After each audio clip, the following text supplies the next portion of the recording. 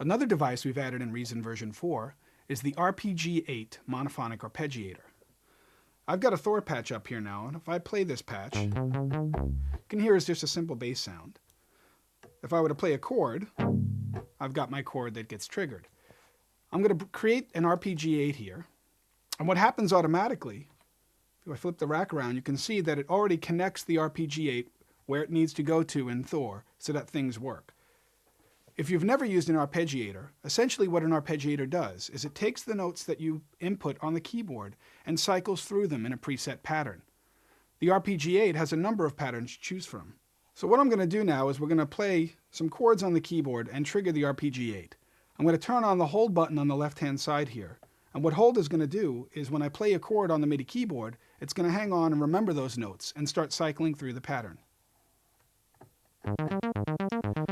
So as you can see here, the notes are being triggered, and right now they're going in an up pattern.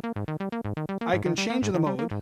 We have up and down, just down, random, which randomly selects from the notes that I've given it, and then manual. And what manual does is it allows me to actually decide how I play the keyboard, how the pattern is going to be played. So if I, for example, play the low note, then the third note, then the second, and then the fourth, it's going to play the pattern exactly in that way.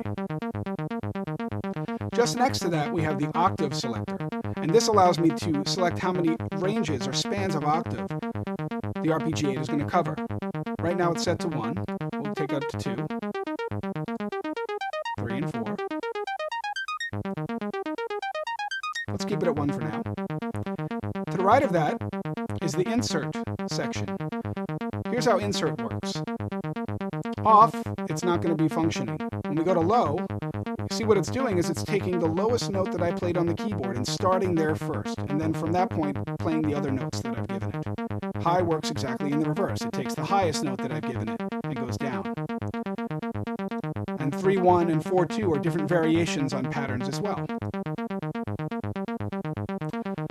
So we'll keep it on 4-2 for now.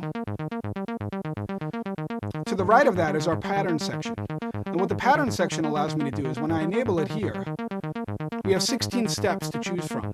And what I can do is decide that at step 1 and maybe step 3 and 5, I want it to trigger the arpeggio, but then some of the other steps are going to be removed.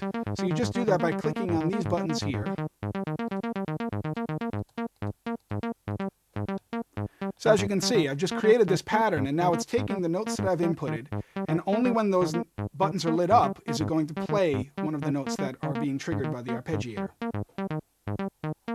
Just like with every other pattern device that's in Reason 4, you can also hit the shuffle button and get a shuffle feel on that pattern.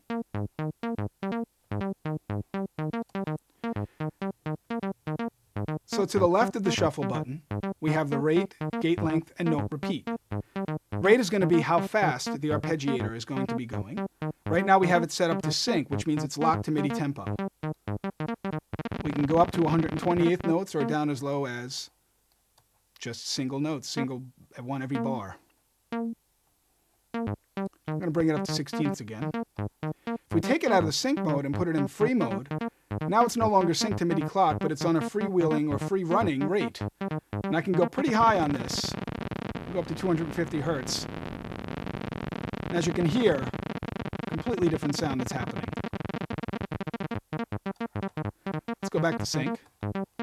Gate length is going to be how long the notes that are being triggered are held. So if I get it really short or take it to the left, you can hear the very short staccato notes.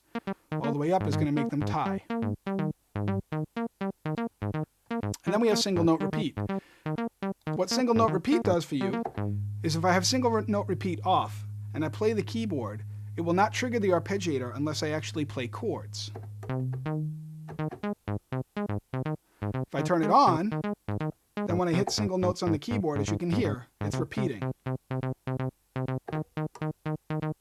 This device can do much more than just arpeggios. If you think about this device and using it in other ways, because it does have control voltage outputs, it could actually be a way to modify or change sound as well.